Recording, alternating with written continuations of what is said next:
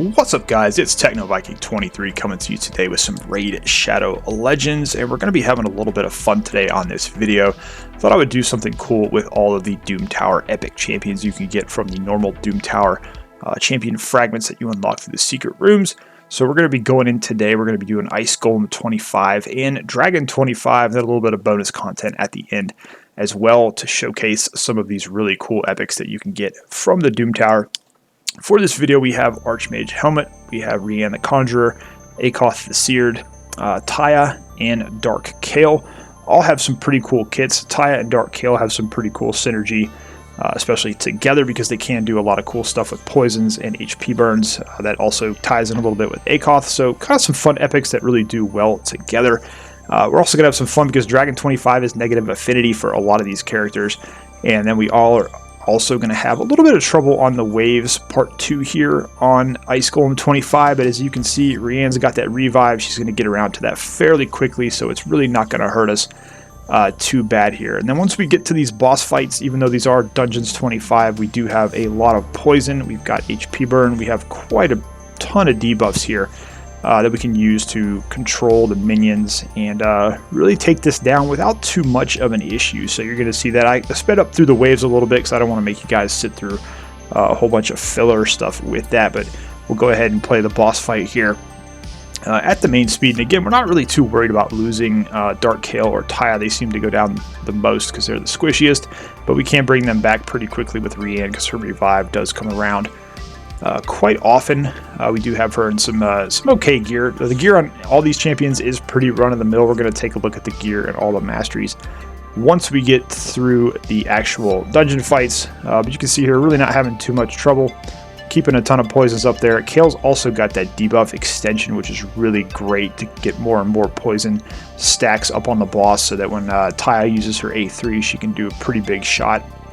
With that, you'll see a lot of damage coming off of her when she uses that A3, which does do the detonation. And then Kale's also got a detonation on his A1, or an instant activation. I shouldn't really call it a detonation, it's an instant activation.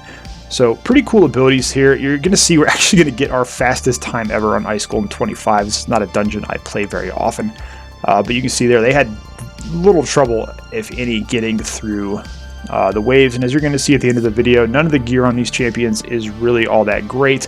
I think Archmage Helmet is the best built of the 5, just because I do use him in hard Doom Tower waves once in a while. But with Ice Golem 25 down there, pretty decent time as well for using these 5 epics. We're going to jump into Dragon 25. Now, the thing here that is a little bit of an issue is you are negative affinity with Akoth, with Kale, and with Archmage Helmet. Taya's Void, which is kind of cool. You do get a Void epic from the Doom Tower. It's kind of fun. The other great thing about all these champions is they are free. As long as you're doing normal Doom Tower at a pretty regular level, you should be able to get fragments of these as you go through. They're free-to-play champions, available pretty much to anybody who plays the game. As long as you're able to complete the secret rooms, you should be able to get all these guys fairly easily. So Rianne is kind of a same affinity here. She can revive again if anybody gets in trouble. That's kind of the nice thing here. She's a little bit sturdier in this dungeon. But again, we're in a negative affinity dungeon, and they're still going to get the job done, which is pretty awesome because we have so many debuffs. I mean, look at all the poisons we're putting out. We've got Weaken in there, poison sensitivity. We've got HP burn. And then Akoth can also do a shield on one of his abilities, which helps protect the team a little bit.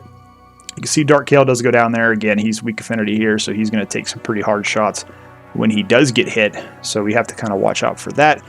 They can fail in Dragon 25, obviously, because of that force affinity with the enemies, making it a little bit tougher. Now, oddly enough, the easiest part of this dungeon is going to be the dragon. We've got a ton of poisons. As long as we don't have too many weak hits, we can still land quite a few of those and still do a pretty good amount of damage to the dragon. And I'm going to be honest with you guys. I know negative affinity is a big thing in this game. I don't pay that much attention to it, quite honestly, because I feel like you can get around it with good gear and certain abilities like all the debuffs and the crowd control. Kind of allows you to use negative affinity champions in some cases, especially support champions that you're not relying on to do a ton of damage. And since we're not really relying on any of these champions to do like raw damage, we're getting most of our damage from the poisons and the HP burns. It's really not a huge deal. So that's something to kind of keep in mind if you're trying to get through content. Obviously, in some harder content like obviously Hydra and Doom Tower, things like that, it's going to come into play big time. You want to pay attention to the affinity differences there. But for just run-of-the-mill general content, I usually don't feel like it's that big of a problem. As long as your gear is pretty decent and you have a way to get around and mitigate the damage. So there you go. Dragon 25 is down 4 minutes 13 seconds. Obviously, these are not going to be world record times. We're using 5 epics that have pretty solid kits. We're not using any really super strong legendaries or any seer nukes on the wave or anything. So I think it's kind of cool we can use these 5 epics from the normal Doom Tower and just get through it. Now here we got a little bit of bonus content for you guys, since most people will run the level 24 dungeons instead because they're more energy efficient. We're going to go ahead and do Dragon 24. A little bit better here on this one because we are strong affinity with most of our characters here. This is a spirit dungeon. Now the only thing that's kind of annoying here is there is a Crimson Helm in one of these waves, and she can sometimes get that block damage up, which can be really aggravating. But Rianne can strip buffs, which is pretty cool. So we can get through that pretty easily, even if that does happen. But really not too much of an issue here either. You do have Luria. You have to watch out for the block revive. But again, we're mostly strong affinity here. The only thing we really have to worry about is if they do get hits in on Rianne. But we've got so much control built in with Archmage Helmet that we really never have to worry about. I mean, just look at all the debuffs that are on these waves. It's crazy how much we're putting out here. All the poisons, all the HP burn, everything. And then Akoth can do a little bit to reduce the critical damage that's coming in too, so that's kind of fun when you get to the bosses. And then Dark Hail's got decreased attack as well, so that's super helpful for both Ice Golem and Dragon when you get up into these higher levels. So again, we're just going for the typical Dragon strategy here, get a ton of poisons. Now, we do fill up the debuff bar with a little bit of extra stuff, which it's okay. You know, we got enough poison coming out that we're still going to take the Dragon down fairly quickly. The worst thing about this team is just how long it takes to get through the waves. It can take them quite a while. It's just a slow burn. You're going for that poison tick, you know, getting that poison damage to slowly whittle down the waves. And as I said, they're not really going to set any speed records at all as they're going through. We're just more worried about getting the safe completion. And as you can see there, pretty easy. We got through it fairly quickly there. Fortunately, not getting any good gear drops off of these later dungeons, which is unfortunate. But again, the goal here is just to show you that you can put these epics from the Doom Tower in halfway decent gears, you'll see later, and they're able to perform pretty well. So now we're in Ice Golem 24, and this is kind of a funny run. I actually wanted to keep this one in because things don't go 100%. And that's something I like to always do in these videos. You've got that 3% chance of you know, the resistance and all that, but you're also never going to have perfect runs all the time. And here we have Rihanna Reviver is actually negative affinity here, so she can get bullied pretty bad, especially on wave 2 here if they get the reflect damage up, which they do here. She's going to get hit pretty hard by a couple of these guys. Akoth manages to save her with the shield a couple of times, but we are going to wind up losing her for this entire run, which is kind of unfortunate because if the Ice Golem pops us really hard, we're not going to have that revive to kind of bail the team out. But as you'll see, it's not going to be a huge deal. But usually if she gets through wave 2 is going to be kind of dicey on this one, even though we did step down to Ice Golem 24. Having that negative affinity does hurt her a little bit here. We were talking about that before, but this is one case where you definitely do somewhat have to worry about it since she is the reviver in the team. You'll see here she's very close to going down. We do lose her right there. We're going to lose Taya in a minute too because she's pretty squishy. And then we are, it looks like we might be in trouble, you know, but Akoth is going to come in. The attack down from Kale is there. We're going to keep that Ice Golem from really doing anything too bad. And then we've got so much poisons going out on him that it really doesn't matter. We're still going to do this fairly comfortably. There you go. 323 again, my best time on Ice Golem 24 with this team. I don't, again, run Ice Golem 24 25 that often. But there you go. Pretty cool. You know, they got Dark Hail coming in with, was it 2.9 million damage? Pretty strong for him there.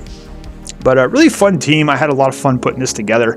We're going to jump in and take a look at the champions, the masteries, and all the gear here in just a second. But I really wanted to showcase these epics because I feel like the Doom Tower normal epics are really solid champions overall. Alright guys, let's take a look at the champions we were using here, just to kind of give you an idea of the gear and the builds and what I was running on them. As I mentioned, the gear is nothing special, it's nothing spectacular to write home about.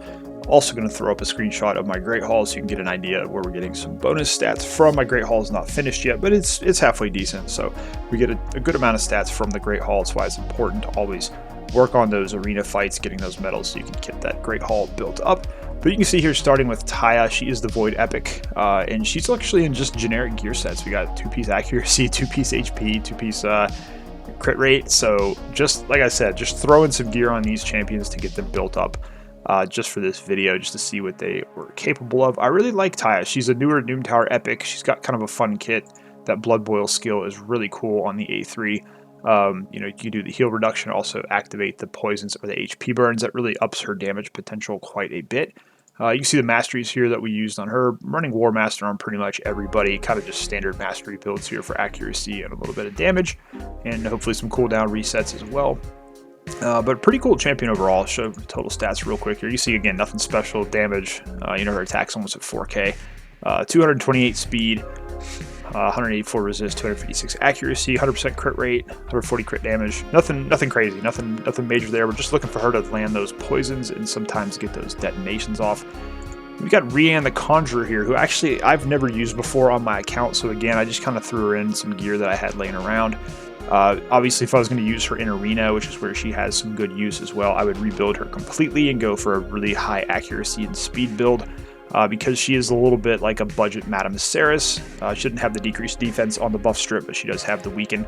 So pretty cool champion. If you haven't used her, if you have like a newer account and you just got her from Doom Tower, she might be worth looking at to use in Arena if you're looking for the debuffer. You can block some buffs as well. Kind of a cool champion. She looks really cool too. You can see again, it's really just I think it's this one. You got the block buffs on the A1, and she's got the A2 that will strip the buffs on the enemies, and then you've got the revive here. It's got a little bit of utility with Uros and Akoth, but I haven't really played around with that too much. Oddly enough, Akoth was in this team, so kind of got to see him there. The masteries here, I went defense and support tree. This is kind of how I usually build my revivers, so they can boost up their turn meter, go a little bit faster when they have dead teammates, get around to that revive a little bit quicker, as you saw her do in a couple of those clips that we had. And gear again, pretty standard build here, nothing crazy. We got 43k HP, 4,000 defense. That's a little high. I didn't think it would actually realize it was so high. But again, 221 speed, 270 accuracy, 229 resist. Again, if we were going to use her in Arena, we'd be building that accuracy up much higher, probably 600, 700.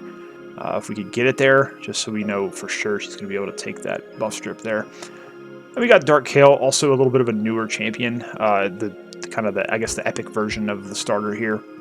Really fun champion. I really like Dark Kale. He's pretty cool. I think they did a good job with him. Again, we've just kind of got some generic gear here. 2-set speed, 2-set immortal, 2-set perception.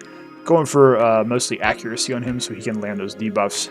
And he's, of course, got that debuff extension, which is so valuable. I've showcased that actually in my Poison Detonation Spider 20 team video I did a while back. I'll leave a link to that in the first comment if you want to check that out.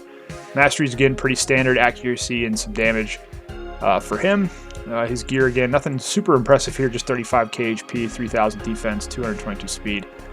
We didn't get to get him crit capped, unfortunately. 160 crit damage, 361 accuracy, so just kind of some general run-of-the-mill stuff here. The one thing I did try to do is get a lot of these guys over that 200 speed mark, because that's really helpful when dealing with those waves in a lot of these dungeons. We got Akoth here. He's actually the second epic you get from Doom Tower. Really helpful for early accounts because he does have an HP burn. He's very useful at 50. You've probably seen on my free-to-play account. I use him at level 50 in my Spider 25 team that does 15 seconds on Spider 25. So really cool epic that you get for free just from running Doom Tower fragments. Pretty good. Again, generic gear, 2-piece sets here. We got resistance, perception, and immortal. The jewelry is kind of just random, whatever we had here. I used to use him in Spider on this account, but honestly, I don't use him much anymore just because I haven't really found a place to stick him in there. There's his masteries, in case you're curious. And we can jump into total stats here for him again. 222 speed, right around that sweet spot there. We got 53k HP, 3200 defense. Now, if I wanted him to do more damage, I'd be building his defense up a little bit higher. His damage is based on defense, which is kind of fun. Accuracy 320, resistance 200. Again, nothing crazy here. Just kind of run-of-the-mill stuff here. We're not putting our best gear on these champions at all. Now, here we do have Archmage Helmet. This guy is awesome. He's the first champion you get from normal Doom Tower.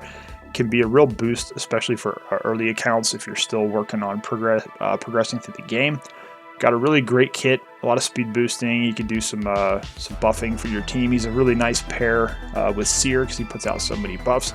I actually do run him in a stun set because I like the A2 here that he has. Attacks all other enemies at the first attack is critical.